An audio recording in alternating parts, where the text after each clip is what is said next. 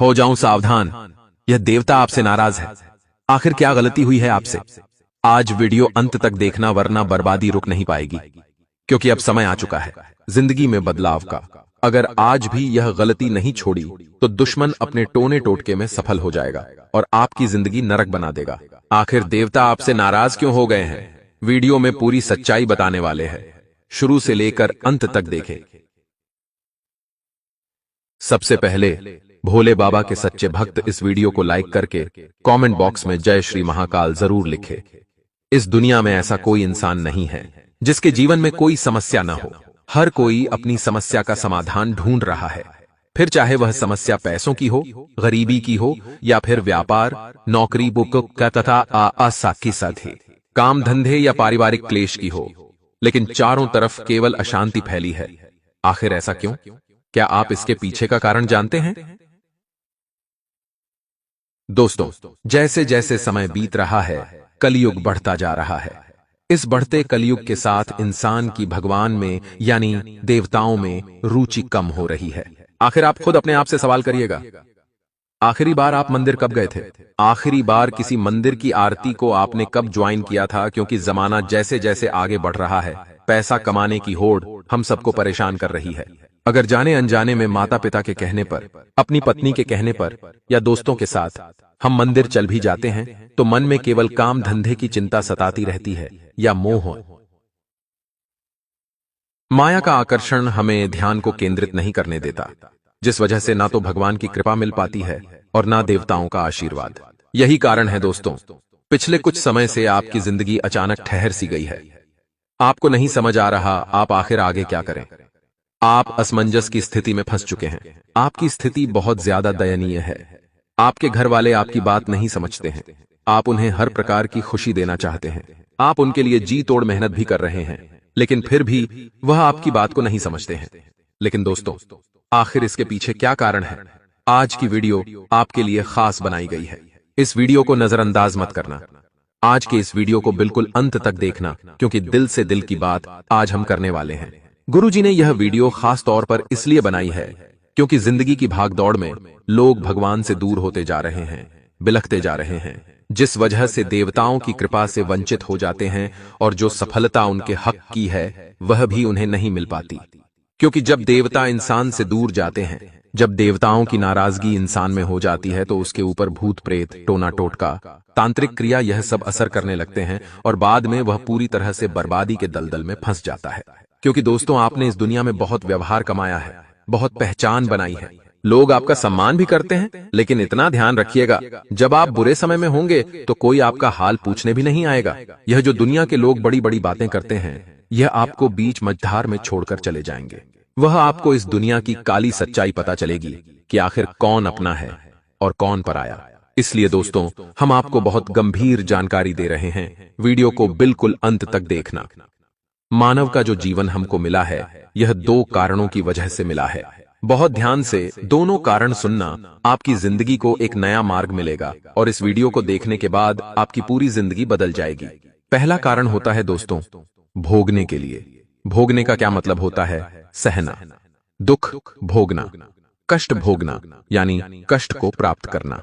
अगर हमने मानव रूप में इस धरा पर जन्म लिया है तो सबसे पहली शर्त ही यही है कि उसे कष्ट भोगना पड़ेंगे। आपके जीवन में दुख है, परेशानियां हैं, चिंताएं हैं, कर्ज है और बेरोजगारी है, तो यह कष्ट ही तो है और इन कष्टों को आप भोग रहे हैं। यानी पहला कारण आप सार्थक कर रहे हैं।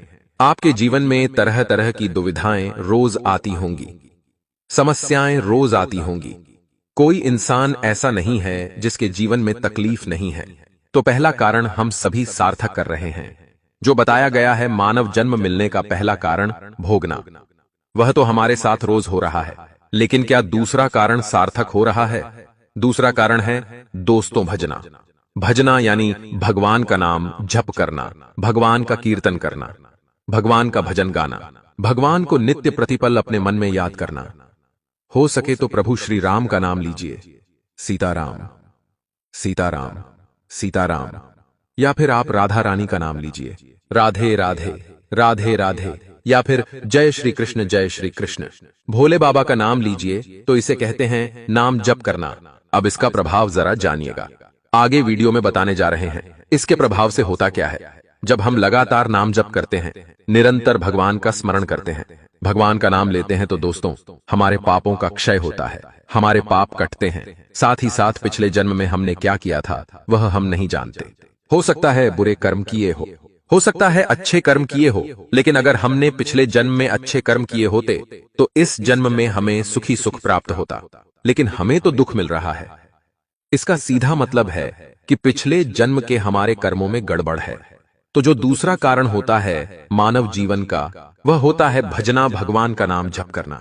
जब आप उस कारण को सार्थक बनाएंगे तो आपके पिछले जन्म के पाप सारे कट जाएंगे और आपके जीवन में सुख आने की शुरुआत हो जाएगी। बहुत बड़ी बात हमने आपको बता दिए हैं, यहीं से आपके सुख की शुरुआत होने वाली है। बात को अगर आप समझ जाएंगे तो आपका बेड़ा पार है, लेकिन नजरअंदाज कर देंगे तो आपकी जिंदगी में जो चल रहा है वह वैसा ही चलता रहेगा। वह चीजें कभी नहीं सुलझने वाली। आपको ऐसा लगेगा आने वाले कल में सब कुछ सही हो जाएगा। लेकिन दोस्तों, जब तक आप भगवान से नहीं जुड़ेंगे, जब तक आप नाम जाप से नहीं जुड़ेंगे, तब तक देवताओं की कृपा आपको कैसे प्राप्त होगी? आपको चाहिए कि अब आप हर कीमत पर देवताओं की कृपा प्राप्त करने पर ध्यान दें, क्योंकि पिछले कुछ समय से आपकी जिंदगी में ढेर सारी परेशानियां चल रही हैं। जैसे कि आपका काम में मन नहीं लगता है, मेहनत तो आप बहुत करते हैं लेकिन घर में पैसा नहीं बचता है। आपके घर पर अचानक से नकारात्मक पक्षी आने लगे हैं, जैसे चमगादड़ हो गया, मकड़ी के बहुत सारे जाले हो गए। साथ ही साथ बहुत प्रयास करने के बावजूद आपका कैरियर नहीं बन पा रहा, नौकरी नहीं लग पा रही, तो यह देवताओं की नाराजगी का एक संकेत है। इतना ध्यान रखिएगा तो दर दर भटकना नहीं है, ज्यादा किसी के चक्कर में पड़ना नहीं है। हम जो आगे वीडियो में आपको सावधानियां बता रहे हैं उनका पालन आपको करना है। अगर इन बातों का ध्यान आप रखेंगे तो फिर देवताओं की कृपा आपको मिलेगी और मिलती रहेगी। कभी उनकी नाराजगी नहीं होगी और उनकी नाराजगी से कभी आपके काम नहीं बिगड़ेंगे। तो वीडियो के साथ बिल्कुल अंत तक बने रहे। सबसे पहली गलती दोस्तों, आप क्या करते हैं? आप अपने जीवन में जो कुछ हो रहा होता है उसका श्रेय खुद लेना चाहते हैं। आपको ऐसा लगता है अगर यह काम हुआ है तो वह मैंने किया है, अगर मेरे पास पैसा आया है तो वह मैंने कमाया है, अगर मैंने कोई कार्यक्रम किया है तो मैंने पैसा लगाकर किया है, अगर मैंने घर बनाया है तो वह मैंने बनाया है। लेकिन वास्तविकता में हमें इस तरह का अहम नहीं पालना चाहिए। उसी इंसान को देवताओं की कृपा प्राप्त होती है जो हमेशा अपने हर कार्य को भगवान का कार्य मानता है, जो यह कहता है कि मेरे जीवन में जो सुख आए हैं, जो परिवर्तन आए हैं, जो अच्छा हुआ है, वह सब देवताओं की कृपा है, भगवान की कृपा है। मैं करने वाला कौन होता हूं, यह तो सब मुझे अपने भगवान ने दिया है, क्योंकि कर्ता भी शिव है और कारक भी शिव है। आप केवल निमित्त मात्र हैं। हम केवल उस ऊपर वाले के हाथों की कठपुतलियां हैं। वह हमें जैसा चाहते हैं वैसा नचाते हैं। लेकिन मानव इतना ज्यादा मोह माया में ग्रसित हो जाता है कि वह पगला जाता है। उसे ऐसा लगता है मैं सब कुछ कर रहा हूं, और उसकी यही गलती उसके डूबने का, बर्बादी का सबसे बड़ा कारण बनती है। इसीलिए दोस्तों, जीवन में इतना ध्यान रखिए कि सब कुछ आप नहीं कर रहे हैं, आपसे करवाया जा रहा है, और करवाने वाला वह परमात्मा है। 33 कोटि देवता है और वही आपका काम बना भी रहे हैं और बिगाड़ भी रहे हैं। आगे वीडियो में अगली गलती बताएंगे, जरा ध्यान से सुनिएगा। गलती है दोस्तों, कलयुग के इस दौर में मंदिर से, भजन से, कीर्तन से या भगवान के नाम से दूर हो जाना। देखिए, कलयुग के इस दौर में सबसे बढ़िया एक काम है, और वह है आप भगवान को बहुत जल्दी पा सकते हैं। सतयुग, द्वापर युग, त्रेता युग, इनके मुकाबले कलयुग बहुत आसान माध्यम है भगवान को प्राप्त करने का, जिसमें आप बस नाम जप करके भगवान को प्राप्त कर सकते हैं। लेकिन इंसान तो पैसा कमाने में इतना पागल हो जाता है कि भगवान के मंदिर जाने की फुर्सत उसे नहीं होती। तो आप इतना ध्यान रखिए, जिस परमात्मा ने आपको बनाया है उस परमात्मा के लिए अगर आप 2 मिनट 5 मिनट नहीं निकालेंगे तो वे तो आपसे नाराज होंगे ही। कई बार लोग अपने कुलदेवी या कुलदेवता का ध्यान नहीं करते, अपने पितृदेवता का ध्यान नहीं करते। अब जो आपके पीढ़ी दर पीढ़ी वंशज रहे हैं, जो आपकी कुल की देवी रही है, आप उनका सम्मान नहीं करेंगे, आप उन्हें याद नहीं करेंगे, तो वे तो आपसे नाराज होंगे ही। इसलिए बहुत ध्यान से और बहुत गंभीरता से हमारी आगे की बात को सुनिएगा। हम आपको क्या कहना चाहते हैं? आप अपना काम करिए, आप जी तोड़ मेहनत करिए, भर भर कर पैसा कमाएं, लेकिन दिन में 10 मिनट, 15 मिनट या हो सके तो 30 मिनट भगवान को समर्पित करिए। आप उनके मंदिर जाइए और वहां आसन लगाकर भगवान का नाम बोलिए, नाम जाप करिए। मंदिर आप नहीं जा सकते, तो अपने घर में जो मंदिर बना हुआ है वही भगवान के सामने बैठ करके 108 बार राम नाम का जाप कर लिया, राधे नाम का जाप कर लिया, कुल देवी देवता को याद कर लिया।